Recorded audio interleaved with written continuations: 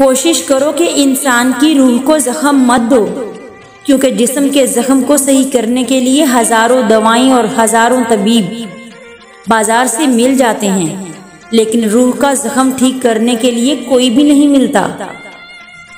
बाज लोग हमेशा इसलिए भी हंसते मुस्कुराते नजर आते हैं क्योंकि वो बर वक्त जान चुके होते हैं कि किसी के सामने रोने से कोई फायदा नहीं। पछतावे, दुख और अफसोस अपने वक्त पर ही अच्छे लगते हैं। वक्त निकल जाए तो इंसान को हर हाल में खुश रहने की आदत डालनी चाहिए, वरना बहुत नुकसान होता है।